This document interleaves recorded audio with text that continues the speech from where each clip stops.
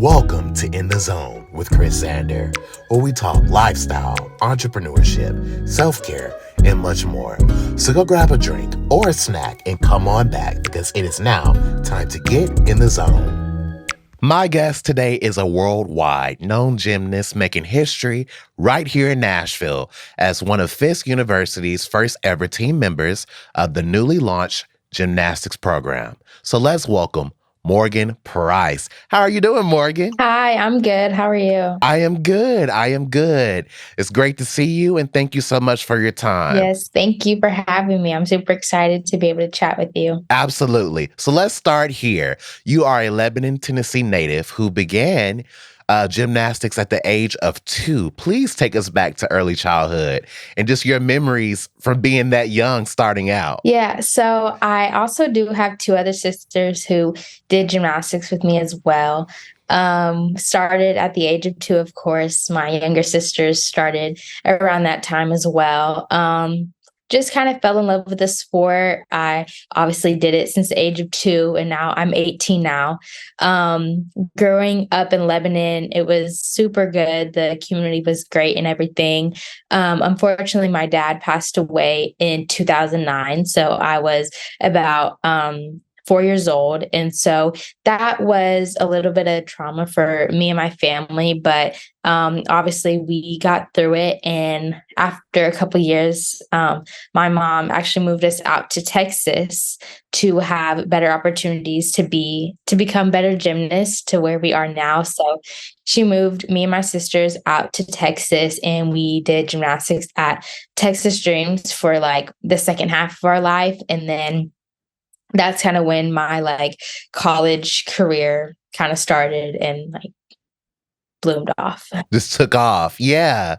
Yeah. So I have to ask you, were you always aware that you wanted to be a gymnast? Like, was this something that you just stepped into knowing? Like, did you always know? Well, not really. I mean, my mom put all of us in mommy and me classes where you just like run around the gym, flip around, go into the pit, kind of just do little things because I was only 2 at the time. But I just kept going in the sport and just kept progressing and just kept getting better. And I have just always loved the sport. So I stayed with it. Yeah, I love that. I love that. I love that. So your parents are actually athletes themselves. Your mother was a cheerleader at Vanderbilt University. Yes. And like you mentioned earlier, your father, who is now deceased, was a former professional baseball player for Kansas City Mhm. Royals. What ways have your parents played such a pivotal part in your passion and success in sports? I would say they definitely taught me the number one thing was to not give up ever. Gymnastics is obviously a very hard sport that many people can't Hmm. do. So I just think it's a blessing that I have the talent to be able to do gymnastics and be able to be where I am today. So it definitely gets hard, but I just always engraved in my mind to never give up, especially when it gets hard.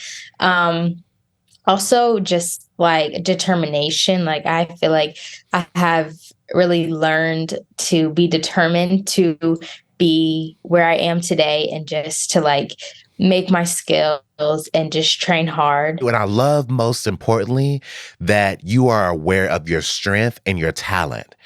Because you're 18 years old. I'm not too far away from you in age. I'm 25, but I remember at 18, it's important to know who you are, even being that young and knowing your strengths and different things that you're great at. And I commend you for knowing that Thank and being confident in that because that's very important, especially as an athlete, you. you know? Yeah. So can you talk about the dynamic and influence your mother and your sisters have with keeping you grounded? Can you share how each of them has helped contribute to your success? Yeah. Well, my mom is my best friend for real. I'm super close with her and we just get along really well. She is my number one supporter to me and my other sisters as well. She obviously had to raise all 3 of us by herself. So she is a very strong woman. And I just hope to be as strong and just have characteristics and qualities like her when I grow up. So I definitely look up to my mom a lot. She just always supports everything that I do. And I'm just glad that I have like that person right by my side to know that I can always go to. My older sister is actually a gymnast at Arkansas. So we're kind of in the same boat, both two college athletes. So we always communicate and talk about things that are going on in our lives, whether it's good or bad. I always talk to her all the time and just catch up with her. And we just help each other out a lot because being a college athlete is hard sometimes. So we definitely relate there. And then my younger sister, I'm super close with her as well. She is a competitive cheerleader now. So she's also an athlete as well, hoping to go to college to be a cheerleader. So she'll be a college athlete as well. But she's just like my best friend as well. Just we all get along super well and they all just support me and everything that I do. Yes, I love that. Yeah, absolutely. Absolutely. So, as mentioned earlier, you have made history, not only here in Nashville, but nationwide as a team member of HBCU Fisk University's first ever gymnastics team. First, how does it feel to be such a pivotal component of history? And what do you hope to accomplish with having that title? Um, it feels so amazing to be able to make history and just be able to honor our ancestors in such a like different way ever than before. I'm sure that gymnastics has been around for a long time. So to be a part of the first HBCU gymnastics team really just means everything. I'm so excited that and honored and just blessed to even have this opportunity because it all kind of just fell through at the right time in the right place. So I'm just super honored for that. I'm blessed to be able to like pave a way to the younger African American gymnasts as well, so that they have opportunities to go to an HBCU and still do the sport that they love as well. So hopefully more HBCUs will join and have gymnastics teams as well. So it can just be a nationwide thing. Looking back, as a child, would you have ever guessed you would have been a part of history, not only here in the city of Nashville, but just worldwide, and most importantly with Fisk University? Would you have ever guessed that?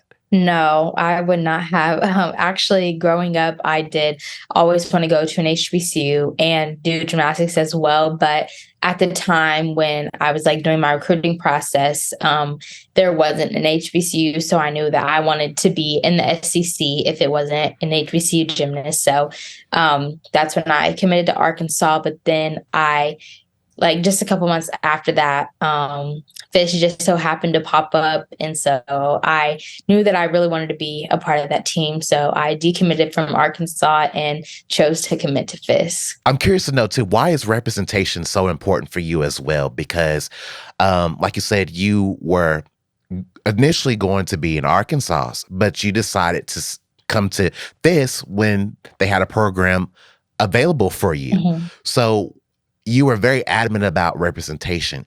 Why is that so important? And why should people understand the importance of representation? I think it's just so important because obviously not everyone has the opportunity to be a college athlete first and also be able to go to an HBCU. I think it's just so amazing that now in 2023, we can even go to the same schools as white people because back then, like African Americans weren't allowed to go to the same schools as white people. So I just feel like to go to an HBCU, it's just so honoring because we have we're able to have our own education and show the talents that we have, whether it's doing a sport or being in the band, dancing, anything. So I just think it's really honoring, and representation also really matters in the sport of gymnastics, especially for African Americans, because it's a really expensive sport. And again, you have to be really talented to just get to a level to be a college gymnast. So I just think it's so good to be able to show like the younger girls, like you can do it too. Don't give up. And if you just put your mind to it, you'll be able to make your dreams come true. Absolutely. Yeah, for sure. You won a title after landing a 9.9 on vault. Can you talk about that specific moment? And I'm curious to know how special this moment was for you then and even now. Yeah. So actually, it was like the first meet that we had, it was in Las Vegas, and we actually started on floor. And I actually had a mess up on floor. I fell on my first pass. And then I made my other two passes, but I was still super just disappointed in myself, just because obviously in the sport of gymnastics, you don't want to fall, of course, but things happen. So I knew after that I needed to turn it around and just come back and just really do it for myself and for my team, and really hit my landing on vault, which was the next event. So after I did that, I was just so excited. And at the end of the meet, we obviously have awards. And I actually didn't know that I had the highest score, because like a 9.9, it's high. It's obviously a good score, but I just thought that someone else had 9925 or something higher. So when they called Yeah. my name, I was just so honored and just so excited. Because that was my first meet, first title. So it was just really fun being out there on the big floor and winning vault. Yeah, I bet. I bet. So I love that you're very vocal about the support of Fisk head coach, Kareen Tolver, and the influence she has with your other teammates as well. And I love that you are supportive and you talk about teamwork, because that's important. I'm curious to know how your head coach, this helps influence not only you, but your team to help push you guys to be the best that you can be. I think it's super great that we have all head coaches who are African American, because most of us gymnasts just have never had that before. So it's definitely a different type of bond that we have. We all have things that we can relate to, our hair, our skin color, different things that we do to get ready on a daily basis, and just like getting ready for meets as well. She really does push us just to be our best. All of our coaches do. And we just really work really hard to get to where we are, because we know we have to show up and show out for all the people who are like rooting for us for Fisk. So I must ask, what does a typical day look like for you as an athlete and a college student? Let's not forget that. Being a college student is something else on its own. I know about that. So what does that look like? What does your regimen look like? What does your workout regimen look like too? Yeah. So Having to keep up all of that at once. yeah. So this past season we had weights in the morning once or twice a week. So we would get up pretty early for that. I forgot what time, but we get up for that. And then after that, we would normally have one or two classes. And then you would go to practice from like 12 to 3. And then sometimes after that, if you don't have any classes after that, then it would just kind of be rest day. Or if you have classes at 4 or at 5 or something like that, you would go back to class and then obviously like eat lunch and dinner in between. But when we start competition season, we normally travel every single weekend. So that's saying like leaving on Thursdays, like every Thursday, we would probably leave and take off to go compete and then come back. So you definitely have to find time to do your schoolwork and everything. But the coaches do a really good job of just making sure that we have time for obviously getting our mind right for the meet, but also making sure that our education is there too, because education obviously comes first. I have to ask you, you're very transparent about adversity and overcoming, inconvenient circumstances. Can you talk about a time where you were disappointed in yourself, or a situation in your career, maybe where you just wanted to give up, especially being a college student as well and having to juggle so many different things? I guess what was revealed to you through those hardships and that experience? I would actually say probably at the first meet that we had in Las Vegas, it was like so crazy because I obviously did really good on vault. I had a really high, but I also did have a fall on floor and on beam, which was like the first and the last event. So that was obviously just very disappointing because I obviously had two falls, and you are like heartbroken kind of because you work so hard all season. And then that was my first college meet and I fell 2 times. So I was obviously just super disappointed, but I knew that I did have like something to look forward to because it obviously wasn't the last meet that I had. So I had chances to redeem myself. And I did at the next meet that we had versus Michigan because I hit all 4 for 4. So that felt good to just like turn around and like bring my mind back to where I normally am. So in such a competitive sport, because obviously it's very competitive, how do you practice like self-love, confidence, and like reassurance, especially in moments when you are not as optimistic or you feel like you failed yourself, you know? Definitely you have to keep your mindset and just self-talk.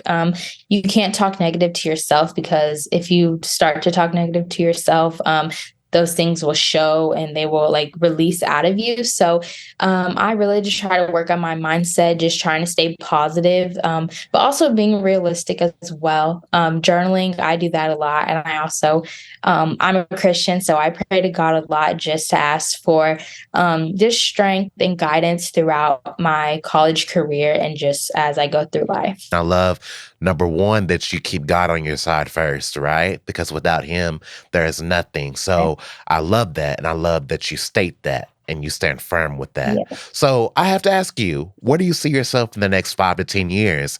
And what do you hope to have accomplished for yourself, both personally and professionally? Yeah. So obviously I have about like 3 more years of college gymnastics. So hopefully I can get some more titles and just win some more meets, of course. But I'm majoring in biology right now. And for right now, I'm thinking of wanting to be a dentist. But here recently, as I've like coached camps over the summer and just done some things over the summer, I've had interest of possibly coaching. So maybe in the future, as more HBCUs come and hopefully start their college gymnastics programs, maybe being a HBCU head coach one day, because I just feel like that would be very empowering and just fun for me to do. I have to say this to you. You can be all of that, right? You can be a head coach. You can be a dentist. You can be anything you want to be. I wish that I was 18 again sometime so that I could tell myself that. I just want to say that to you, right? The sky is the limit for you. And anyone that's around you, it sounds like you have great people around you encouraging you and lifting you up and letting you know you can be anything you want to be. But any person that's around you that's kind of holding you back or stifling you and not making you grow, get rid of them. Okay. Yes. And I know you didn't ask for my opinion of that, but I have to give you that because you're so young still. Take that and run with it because people will come in and out of your life. Yeah. When you have talent as big as yours and God's obviously he has a gift on your life, just remember that it's okay and you can be anything you want to be and don't let anybody around you stop you from that. Thank you. Absolutely. Absolutely. So what advice would you give any young girl who looks up to you and one day hopes to accomplish at least a fraction of what you've been able to accomplish? Yeah. I would definitely say just to stay determined in what you want, set goals, and make sure you reach those goals. Don't give up, even when it gets hard, because obviously not many things in life just come easy to you and nothing is just given to you. You have to work for it. So just never give up, set your mind to what you want and just stay close to God and always pray to him. Yes. Yes. So if you had the opportunity to speak to your father and share one specific moment you forever cherish of him based on the success of your career, what would you say to him? I would probably just say thank you. I was obviously only 4 years old, so I don't really remember much about him, unfortunately, but I knew that he was always our number one supporter and just he always would want the best for us and just to go as far as we possibly could. So I would just say thank you for always pushing us at a young age to become where we are today. Absolutely. And I must ask, what would you share to your mom and your sisters as well, especially because your mom's a single single mother. What would you share to her, a cherishable moment that you have for her? What would you say? Um, I would just say thank you as well. Just very grateful for her and my sisters as well, just to having the courage to move us all the way out to Texas and to help us become better gymnasts that we are today now. And just everything that she's taught us along the way. So just thank you and just super grateful for her. And obviously, I love her so much and my sisters. So, in conclusion, where can people follow you, follow your work? Where can they see you, keep up with you? Because I guarantee you, people want to know more. My Instagram is _MoPrice and my TikTok is Morgan_Price. Okay. Well, all right. Well, for those of you tuning in today, please go give Morgan a follow and keep up with her career because, like I said, she will be in history books. She has made history and she will be someone you read about like Wilma Rudolph. Morgan, thank you so much for your time. I want to commend you. Keep pushing, keep doing great things, and I'm wishing the best for you. Thank you so much. Absolutely. So for those of you tuning in today, thank you so much for watching, and until next time.